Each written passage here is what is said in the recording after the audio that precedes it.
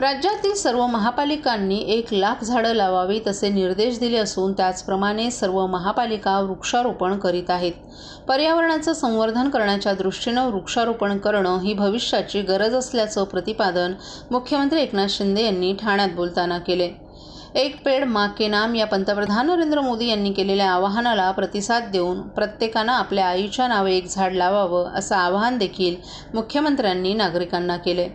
ठाणे महानगरपालिका, महाराष्ट्र वन विभाग, ग्रीन यात्रा आणि टाटा कन्सल्टन्सी सर्व्हिसेस यांच्या संयुक्त विद्यमानं मुख्यमंत्री हरित ठाणे 1,00,000 वृक्ष लागवड या अभियानाअंतर्गत एक पेड़ माँ के नाम या अभियानाचा शुभारंभ वृक्षारोपण करून राज्याचे मुख्यमंत्री एकनाथ शिंदे यांच्या हस्ते संजय गांधी राष्ट्रीय उद्यान, लोकमान्य नगर येथे करण्यात आला। त्यावेळी ते बोलत होते। यावेळी ठाणे महानगरपालिकेचे आयुक्त सौरभ राव, खासदार नरेश मस्के, आमदार प्रताप सरनाईक, अतिरिक्त आयुक्त संदीप माळवी, उपायुक्त शंकर पाटोळे, संजय गांधी राष्ट्रीय उद्यानाचे उपसंचालक उदय ढगे, वरिष्ठ उद्यान अधीक्षक केदार पाटील, ज्येष्ठ माजी नगरसेवक हनुमंत जगदाळे, एकनाथ भोईर, दिगंबर ठाकूर, विहंग सरनाईक, माजी सरनाईका राधाबाई जाधवर, आशा डोंगरे, वनिता घोगरे, प्राजक्ता खाडे, वृक्ष प्राधिकरण समितीचे माजी सदस्य नम्रता भोसले, विक्रांत तावडे तसंच ग्रीन यात्राचे प्रतिनिधी उपस्थित होते। राज्यातील सर्व महानगरपालिकांनी वृक्षारोपण कार्यक्रम हाती घेतला असून आतापर्यंत ठाणे महापालिकेनं सर्वाधिक म्हणजे 61,000 झाडे लावल्याबद्दल मुख्यमंत्र्यांनी पालिका आयुक्त सौरभ राव यांचं विशेष अभिनंदन केलं।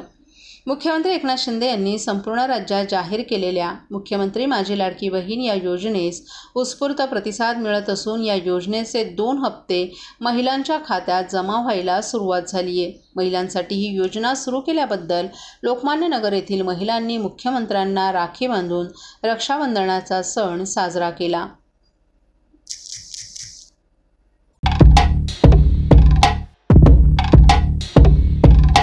महाराष्ट्रातील भगिनींना आधार देणारी राज्य शासनाची मुख्यमंत्री माझी लाडकी बहीण योजना।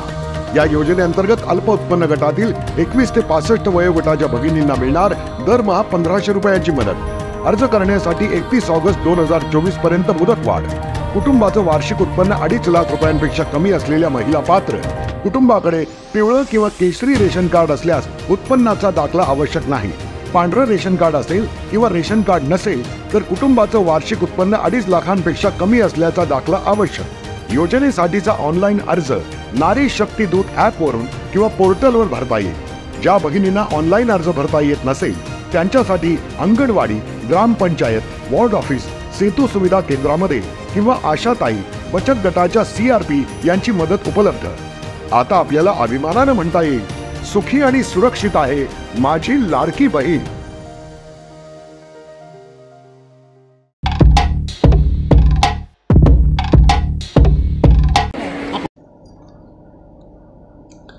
स्वातंत्र्य दिनाच्या निमित्तानं आयोजित करण्यात आलेल्या घरोघरी तिरंगा या अभियानाअंतर्गत आज ठाणे महापालिका आणि ठाणे जिल्हा हौशी ॲथलेटिक्स संघटना यांच्या संयुक्त विद्यमानं तिरंगा मॅरेथॉन, बाईक आणि सायकल रॅली आयोजित करण्यात आली होती। महापालिका मुख्यालयातून आमदार संजय केळकर आणि महापालिका आयुक्त सौरभ राव यांनी या सर्व रॅलींना हिरवा झेंडा दाखवून प्रारंभ केला। यावेळी अतिरिक्त आयुक्त संदीप माळवी, अतिरिक्त आयुक्त प्रशांत रोडे, उपायुक्त मिनल पालांडे, उपायुक्त अनघा कदम, रीमा देवरुखकर यांच्यासह महापालिकेचे इतर अधिकारी आणि कर्मचारीही मोठ्या संख्येनं उपस्थित होते। घरोघरी तिरंगा या अभियानाअंतर्गत आयोजित केलेल्या 5 किलोमीटर, 3 किलोमीटरच्या तिरंगा रॅलीत विविध शाळांमधील विद्यार्थी मोठ्या संख्येनं सहभागी झाले होते। महापालिका मुख्यालय येथून सुरू झालेली 5 किलोमीटर स्पर्धा Nitin junction, service road, Korum mall, Cadbury junction, Satkar residency, Vartaknagar signal, MRR hospital येथून पुन्हा त्याच मार्गे महापालिका भवन येथे समाप्त झाली। तर 3 किलोमीटरची स्पर्धा महापालिका मुख्यालय येथून सुरू होऊन Nitin company junction, service road, वाहतूक शाखा कार्यालय, विठ्ठल सायन्ना मंदिर, हरिनिवास सर्कल, आराधना टॉकीज, अरकुमार वैद्य चौक येथून महापालिका भवन येथे समाप्त झाली। या सायकल रॅलीत आम्ही सायकलप्रेमी फाउंडेशनचे 7 वर्षांपासून ते 70 वर्षांपर्यंतचे सायकलप्रेमीही सहभागी झाले होते, तर बाईक रॅलीतही मोठ्या प्रमाणावर नागरिक सहभागी झाले होते. सर्व सहभागी सायकलपटू आणि बाईकस्वार यांना सहभागाची पदकं देऊन यावेळी गौरवण्यात आलं. Right for cause athletics association, police आणि वाहतूक पोलीस यांच्या सहकार्यानं या मॅरेथॉनचं आयोजन करण्यात आलं होतं. या मॅरेथॉनमधील विजयी धावपटूंना अनुक्रमे 5,000, 4,000, 3,000 अशी रोख पारितोषिकं आणि सन्मानचिन्ह देण्यात आलं. पारितोषिक वितरण सोहळा उपायुक्त अनघा कदम, परिवहन व्यवस्थापक भालचंद्र बेहेरे, मुख्य पर्यावरण अधिकारी मनीषा प्रधान यांच्या उपस्थितीत पार पडला. हर घर तिरंगा दौड काय सांगाल सर? घरोघरी तिरंगा या उपक्रमाच्या माध्यमातून ठाणे महापालिकेने या ठिकाणी सायकल रॅली, बाईक रॅली आणि रॅली, मॅरेथॉन अशा प्रकारचं आयोजित केलंय. आणि ठाणेकरांना हे खरं म्हणजे नवीन नाही, कारण गेली 30 वर्षा मॅरेथॉन या ठिकाणी महापालिकेच्या संयुक्त विद्यमाने होत असते आणि हजारो खेळाडू जे आहेत, विद्यार्थी आहेत, सगळेच त्याच्यामध्ये भाग घेतात. पण ही अभिनव आहे रॅली, कारण की सायकल रॅली पण आहे, बाईक रॅली पण आहे आणि मिनी मॅरेथॉन सुद्धा आहे. या निमित्ताने शेवटी ठाणे शहर हे केवळ सांस्कृतिक नाही, ते खेळाडूंचं पण शहर आहे आणि या ठिकाणावर प्रत्येक खेळाडू जे आहेत ते तयार झालेले आहेत आणि राष्ट्रीय आणि आंतरराष्ट्रीय दर्जापर्यंत पण पोहोचलेले आहेत. त्यामुळे या माध्यमातून दरवर्षी प्रोत्साहन देण्याचं काम पुढच्या काळामध्ये देखील महापालिका असेल किंवा आमच्या निरनिराळ्या संस्था, NGO आहेत स्पोर्ट्सच्या संबंधातल्या, त्यांच्या माध्यमातून आम्ही देत राहणार. साहेब, स्वातंत्र्य दिनाने शुभेच्छा. मी आज स्वतंत्रता दिवस आहे आणि या स्वतंत्रता दिवसाच्या शुभेच्छा देत असताना हा देश अखंड ठेवण्याकरता, हा देश विकासाकडे नेण्याकरता आणि अभिनव भारत ही जी संकल्पना आहे ती प्रत्यक्षात आणण्याकरता आपण सगळेजण संकल्प करूया. एकजुटीने या देशाला अभिनव भारताकडे या देशाची वाटचाल करू.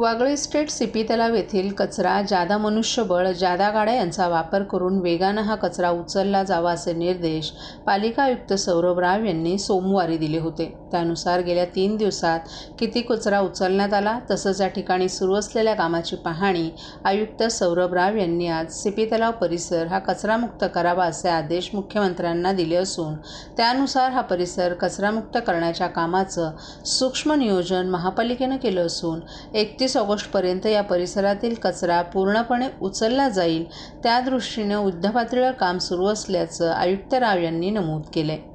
यावेळी अतिरिक्त आयुक्त प्रशांत रोडे, उपायुक्त तुषार पवार, शंकर पाटोळे, वैद्यकीय अधिकारी डॉक्टर राणी शिंदे तसंच स्थानिक माजी नगरसेवक राम रेपाळे, एकनाथ भोईर, गुरमुख सिंग सॅन, माजी नगरसेविका शिल्पा वाघ, मनीषा कांबळे आदी उपस्थित होते.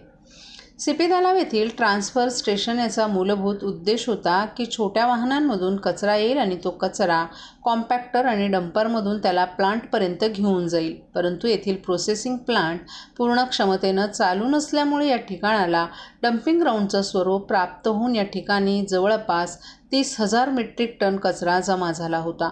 या परिसराला कचरामुक्त करण्यासाठी महापालिकेनं सूक्ष्म नियोजन केले. यासाठी कचरा उचलणाऱ्या वाहनांची संख्या वाढवण्यात आली असून दिवसरात्र हा कचरा उचलला जात आहे. हा कचरा शासनाकडून आतकोली येथे प्राप्त झालेल्या जागेवर नेला जातोय. तेथे हा कचरा नुसता टाकला जाणार नसून त्या ठिकाणी शास्त्रोक्त पद्धतीनं कचऱ्यावर प्रक्रिया करण्यात येणार असून त्या दृष्टीने तेथे काम सुरू असल्याचं आयुक्तांनी सांगितलं. कचऱ्यावर प्रक्रिया करण्यासाठी अनेक संस्थांनी संपर्क साधलाय. त्याचप्रमाणे गोवा, पुणे, पिंपरी चिंचवड, मुंबई, वाराणसी या ठिकाणी ज्या पद्धतीनं कचऱ्यावर प्रक्रिया केली जाते त्या ठिकाणी आपण स्वतः भेटी देऊन त्याची पाहणी करून माहिती घेतली आहे. कचऱ्यावर प्रक्रिया करणाऱ्या ज्या विविध टेक्नॉलॉजी आहेत त्यापैकी सर्वोत्तम टेक्नॉलॉजीचा वापर ठाण्यातील कचऱ्यावर प्रक्रिया करण्यासाठी केला जाईल आणि ठाणेकरांची या समस्येतून मुक्तता केली जाईल असंही पालिका आयुक्त सौरभ राव यांनी नमूद केले. सीपी तलाव येथील कचरा हस्तांतरण केंद्रातील कचरा उचलण्याचं काम युद्ध पातळीवर सुरू आहे. हे काम सुरू असताना या परिसरात दुर्गंधी पसरू नये, डासांची उत्पत्ती होऊ नये म्हणून मोठ्या प्रमाणावर औषधांची फवारणी करण्यात येत आहे. याचीही पाहणी आयुक्त राव यांनी यावेळी केली. पुढे काय या कचऱ्याचं केलं जाणार? मार्च महिन्यामध्ये इथे रुजू झाल्याच्या दिवशीच मला माननीय मुख्यमंत्री महोदयाने स्पष्ट निर्देश दिला होता की वागळेमध्ये जे कचऱ्याची समस्या, आपला जे ट्रान्सफर स्टेशन त्याची दुर्दैवी परिस्थिती झालेली आहे, तो सुरळीत करणे, तो सुव्यवस्थित करणे हा सर्वात मोठा चॅलेंज आहे. आणि त्यांनी एक कालबद्ध कार्यक्रमसुद्धा माननीय CM सरांनी मला दिला होता. त्याच्या अनुषंगाने आपले सर्वकष प्रयत्न चालू होते. सर्व जे स्थानिक जनप्रतिनिधी आहेत त्यांनी खूप कष्ट केला आणि शासनाकडून आपल्याला एक पर्यायी जागा या कामासाठी प्राप्त झाली, जिथे आपल्याला कचऱ्याचा प्रोसेसिंग प्लांट तयार करायचा आहे. जिथे शास्त्रोक्त पद्धतीने कचऱ्याची विल्हेवाट लावणे याच्यावर आपण काम करणार आहे. वागळे स्टेटमध्ये जे आपला सीपी तलावचा ट्रान्सफर स्टेशन आहे, याचा मूलभूत उद्देश असा होता की छोटे वाहनांमध्ये इथे कचरा येईल आणि इथून कॉम्पॅक्टर आणि डंपरमध्ये त्याला ट्रान्सफर करून आणि प्रोसेसिंग प्लांटपर्यंत घेऊन जाणे. दुर्दैवाने झालं काय की आपले प्रोसेसिंग प्लांट्स पूर्ण क्षमतेने चालू नसल्यामुळे इथे हळूहळू हा कचऱ्याचे डम्पिंग ग्राउंड म्हणून हा कन्वर्ट झाला आणि जवळजवळ इथे 30,000 मेट्रिक टन एवढा कचरा साचला होता. परत जुलैच्या महिन्यामध्ये माननीय CM सरांनी आम्हाला आणि जे आपले स्थानिक जनप्रतिनिधी आहेत सर्वांना हा निर्देश दिला की कसल्याही परिस्थितीत हा 31 ऑगस्ट त्याचे पूर्व वागळेला आपण पूर्व स्थितीमध्ये आपण आणावा आणि तिथून कचऱ्याचा जे ढीग तिथे जे साचला आहे तो त्याच्यातून त्याला मुक्ती द्यावी. त्याच्या अनुषंगाने आपण सूक्ष्म नियोजन केलं आहे. वाहनांची संख्या, डंपर्स आणि आपले जे टिपर्स आहेत त्यांची संख्या वाढवली आहे. दिवस रात्र आपण इथून जे सॉलिड वेस्ट पडला आहे, लिगेसी वेस्ट म्हणून त्याला काढण्याचं काम आपण करत आहोत. CM साहेबांचे निर्देशान्वये आपल्याला आटकोलीमध्ये एक मोठी जागा मिळालेली आहे. तिथेसुद्धा आपलं काम चालू आहे. तिथे सायंटिफिक लँडफिल साईट आपण डेव्हलप करत आहे. अर्थात कचरा तिथे घेऊन जाऊन आम्हाला डंप नाही करायचा आहे. तिथे शास्त्रोक्त पद्धतीने कचऱ्याची प्रोसेसिंग होणार आहे आणि काही कालावधीसाठी तिथे जर कचरा थोडा आम्ही ठेवलासुद्धा तरीसुद्धा तिथे जे प्लांट आता कार्यरत होईल तो प्लांट त्या कचऱ्याच्या प्रोसेसिंग करणार आहे. यामध्ये विविध टेक्नॉलॉजीसुद्धा आपल्याकडे आहेत. ऑनरेबल CM साहेबांचेच निर्देशांवर अनेक आपले जे उद्योजक आहेत आणि असे जे टेक्नॉलॉजीचे प्रोपोनेंट्स आहेत त्या लोकांनी मला संपर्क केला, त्यांनी प्रेझेंटेशन दाखवला आणि काही ठिकाणावर आम्ही स्वतः स्पॉट व्हिजिट केला. आमचे अधिकारीही जाऊन आले. गोवाचा प्लांट पाहिला आपण, पुण्याचा प्लांट पाहिला, पिंपरी चिंचवडचा प्लांट पाहिला, मुंबईचा आणि काशी वाराणसीचा सुद्धा आपण प्लांट पाहून आलो आहे. आणि या जे विविध टेक्नॉलॉजी आहेत यापैकी जे सर्वोत्तम कार्यपद्धती ठाणे म्युनिसिपल कॉर्पोरेशनसाठी ठाणेचे विशिष्ट स्वरूपचे कचऱ्यासाठी राहणार आहे तो वापरून आपल्याला आपला प्रयत्न हा आहे की कायमस्वरूपी या समस्येतून मुक्ती मिळाली पाहिजे. थँक्यू.